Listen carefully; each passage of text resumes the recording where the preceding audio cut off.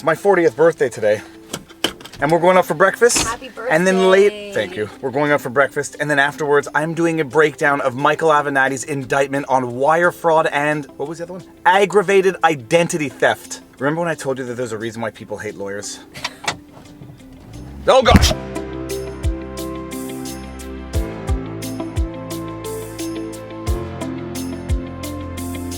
I just had my 40th birthday breakfast with my wife. Bagel lox, cream cheese, 2 eggs with home fries. Delicious. For those of you who don't know me, I am Viva Frei, a Montreal litigator turned YouTuber, accredited mediator. I do these things called vlogs, VLAWGS, where we break down and analyze something that's going on in the news in terms that can be understood by lawyers and non-lawyers alike. Today we are breaking down the Michael Avenatti, Stormy Daniels indictment. And I'm putting Stormy Daniels in quotes because although we all strongly suspect and probably know very well that victim 1 is in fact Stormy Daniels, the indictment does not refer to anyone by name. Victim 1 is never given a name, but we all presume it is Stormy Daniels because of the facts at issue. I read through this indictment, 18 plus pages. It is absolutely flabbergasting. Now I say it's flabbergasting, but we all have to bear in mind that an indictment is nothing more than criminal accusations. They are not proven fact, and people are innocent until proven guilty, even if you don't happen to like those people. So we have to read this indictment bearing in mind that we are reading allegations. It is one side of the story based on evidence, but it has not yet been proven. There will be a second side to the story, presumably Avenatti's defense to those allegations. There may be a legitimate defense, or the allegations may be proven, and Avenatti will be found guilty of the charges against him. And for those of you who have been living under a rock in a cave in the mountains with no internet connection, Stormy Daniels is an adult film star. She allegedly had an affair with President Donald Trump, who allegedly paid her hush money to keep her story quiet, and some people have argued that that might have violated campaign finance regulations. That is not where this story is going. We're not getting into that. That is just the overall context of who Stormy Daniels is. The lawyer representing her at the time is the now infamous Michael Avenatti. And Michael Avenatti has recently found himself in hot water, having been indicted on extortion charges against Nike in the manner in which he was allegedly trying to negotiate a settlement through them. I made a video on that. I'm going to post a link right here. Check it out because we're going to come back to it later on in this video. For now, we're going to read through this indictment, which relates to wire fraud and aggravated identity theft, as relates to presumably Stormy Daniels, but at the very least victim 1. And Michael Avenatti is alleged to have stolen, misappropriated funds that were an advance on a book deal that victim 1 had. That's the context. Let's start reading the indictment now. Overview. The charges in this indictment arise from a scheme in which Michael Avenatti, the defendant, abused the trust of, defrauded, and stole from a client, victim 1,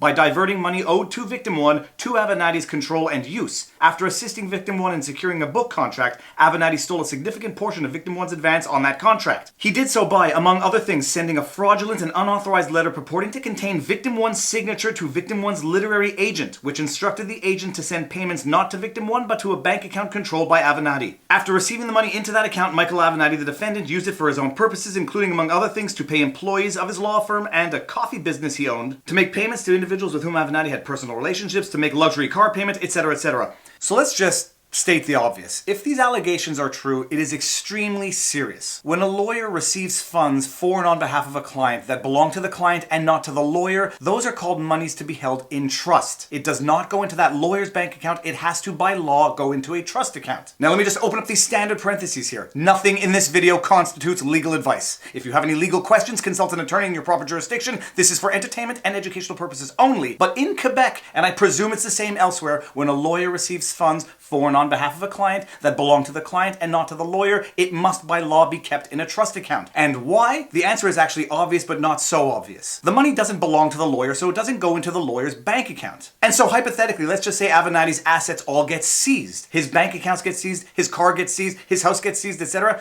One cannot seize a trust account because the assets in that trust account don't belong to the person whose assets are being seized. So advances, settlement payments, monies that do not belong to a lawyer but are coming through the lawyer for and on behalf of a client have to go into a general trust account or a client-specific trust account so that if the assets of the lawyer ever get seized, those assets which do not belong to the lawyer cannot get seized along with the assets that belong to the lawyer. Alright, so let's get back into this and see exactly what happened. At paragraphs 3 and following, we basically see the story being told. Avenatti is representing victim 1. Victim 1 is trying to secure a book deal, and Avenatti is acting as counsel in negotiating that book deal. Victim 1 has an agent and a publisher, and she secures a contract where they're going to advance funds paid in installments over time in consideration of victim 1 writing a book. Paragraph 7 and following sets out that the contract was for $800,000 to be paid in 4 installments. $250,000 as a first payment upon signature of the contract, a second payment of?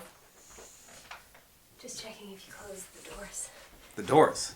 Yes, the cupboard doors are closed today.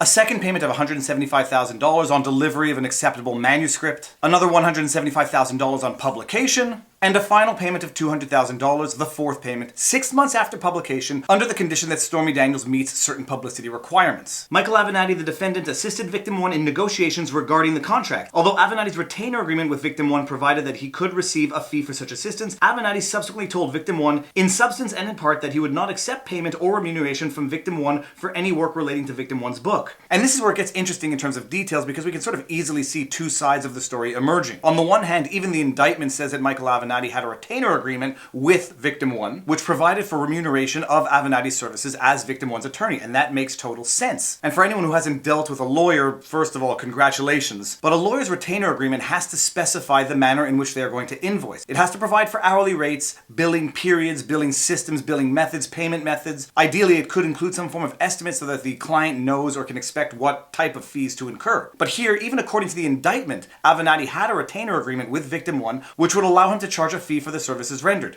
Par for the course. The second half of that allegation says that even though Avenatti had a retainer agreement that provided for billing for the services he rendered, he agreed not to charge for those services. We can very easily see the two sides of the story that are going to come out of this particular allegation, but the facts that get alleged later on, if proven true, are going to be much more problematic. So at paragraph 11 of the indictment, we learn that Victim 1 actually got the first payment wired to her, less the agent's fees. The aggregate amount received was $212,500. So Victim 1 received the first payment in full, less the agent's fees. It's afterwards that things get very interesting. Paragraphs 12 and 13, we learn that Victim 1 opened a second bank account because for whatever the reason, Victim 1 allegedly did not want to receive the payments to the first bank account that Victim 1 had opened. So Victim 1 opens a second bank account, instructs Avenatti to receive all future payments to that account. Paragraph 14 is when it starts to happen. On or about July 31st, 2018, without Victim 1's knowledge or authorization, Michael Avenatti, the defendant, told Agent 1, in substance and in part, to send the second payment to an account entitled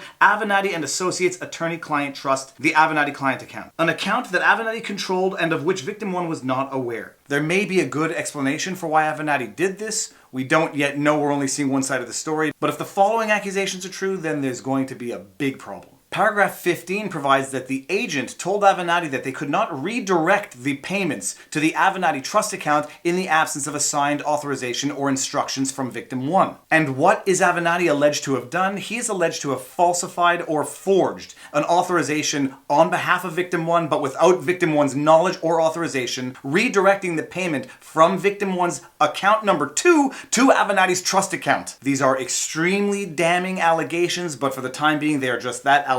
They have not yet been proven, nor has a defense to them been brought up. One would imagine that Avenatti is going to have a defense, but if there is no good defense to this, it's a problem. And it's something I always said as a lawyer, you never sign your client's name. Even if they authorize you to, you never sign someone else's name because that is forgery. What you can do is sign for and on behalf of, but you cannot actually sign somebody else's name. Maybe Avenatti is going to say that he had Victim 1's authorization to sign that authorization or direction of payment. Even still, what you would sign is Michael Avenatti for and on behalf of Victim 1. What someone should never do is sign Victim 1's name if they are not Victim 1. And then paragraph 17 sets out in great detail what Michael Avenatti is alleged to have spent that money on. Money received in a trust account, in a client trust account, for and on behalf of a client, is alleged to have been paid for such things as employee payroll, $20,000 for insurance, airfare, hotels, car service, and restaurants. And then paragraph 18 alleges that by August 20th, what was left of the $148,000 received between August 1st and August 3rd was $625 of Victim 1's money. Paragraph 23 goes on to allege that in September, Michael Avenatti received the third payment for and on behalf of Victim 1. That money went into the trust account and then was redirected to other bank accounts controlled by Michael Avenatti to pay for such things as monthly lease payments of $3,900 for his Ferrari. First of all, at least now I know how much a Ferrari costs to lease a month. $3,900 US, that's like $5,300 Canadian. That's like 3 mortgages. That's Okay, whatever, that's good. That's not how I would spend my money even if I had it, but whatever. And it just goes on like this. Michael Avenatti is alleged to have received hundreds of thousands of dollars for and on behalf of victim one, transferred into a client trust account that was subsequently used for his own business and personal uses. And paragraph 25 and following tells the story of what happens when the stuff hits the fan. Victim one starts asking, where's my money? Where's my second and third payment? Michael Avenatti has to start making up stories as to why he has yet to receive the monies and represents to victim one that he's waiting on the publishers to make the payments. At one point, it's alleged that Michael Avenatti told victim one that the payments weren't coming in because the publisher was disappointed with book sales. So you have victim one now putting pressure on Michael Avenatti, asking where are the second and third payments, and Michael Avenatti, who presumably doesn't have the money anymore, is trying to push off victim one in terms of getting the money to her, and is actually blaming the fact that the money is not there on the fact that the publisher allegedly is not making the payment because the publisher is disappointed with book sales. There was a song when we were kids, when you tell one lie, it leads to another. When you tell two lies to cover for the other. I'll see if I can find that video. It was a classic PSA from the mid-80s. But this is a story, if the allegations are true, of lies compounding on lies. And to some extent, it makes sense in the context of what Michael Avenatti was doing with Nike in terms of allegedly trying to extort millions of dollars from Nike. It's sort of like the classic pyramid Ponzi scheme. Michael Avenatti right now owes money to victim one, and in order to get it, has to get it from somewhere else, and goes to Nike to try to extort a settlement out of them so that he can get millions of dollars to at the very least make victim one whole again. But victim one is about to find out what's going on, as is the publisher and the agent. Let's get there. And paragraph 28, that's basically where the house of cards crumbles. Victim one contacts the publisher, who tells victim one that the payments were in fact made and directed to Avenatti trust accounts. The publisher provides to victim one proof of the wire transfer, proof of the wire instructions, which are defined as the false wire instructions, and it's at this point that victim one finally understands what is going on. And then finally at the end we see the two charges brought against Michael Avenatti: wire fraud for fraudulently redirecting client payments to the Avenatti trust account for his personal use, and charge 2, aggravated identity theft, because Avenatti, in allegedly effecting the wire fraud, basically stole the identity of victim one for the purposes of signing victim one's name in order to redirect the payment from victim one's bank account to Avenatti's trust account, and then to be misappropriated by Avenatti for his personal use. $3,900 a month for a Ferrari. And then at paragraph 35, we see what is referred to as a forfeiture allegation. Now, under American law, there's something referred to as civil forfeiture, which is a topic in and of itself which we may deal with one day because I know it's an important issue to a lot of Americans. The idea being that the police, the authorities, can actually confiscate property and money, not only in the absence of a conviction, but even in the absence of charges being pressed. And this is provided for in the referenced titles of the United States Code, Title 18, paragraphs 981 and following. Incidentally, we have a very similar provision in Canadian law, but I have never heard of it being used to the extent that I have heard about it being used in the United States, but that's, again, another topic. But the forfeiture allegations in the indictment are included specifically because what is being alleged is that Michael Avenatti is going to have assets seized up to the amount of the monies misappropriated from victim one. Okay, I think that pretty much does it. This indictment looks very serious. Presumably they have all of Michael Avenatti's bank account statements, trust account statements, and they know where this money went to the penny. That said, despite what I think and despite the gut feeling that I have, Michael Avenatti is innocent until proven guilty and will have a chance to defend himself against all of these allegations in the indictments. Let's just see what happens. I will obviously do a follow-up story if and when that happens. Until then, like, share, subscribe, hit the notification bell, share my channel, tell your friends and family, help me grow. I appreciate it. And now you know your vlog. Peace out. Boom!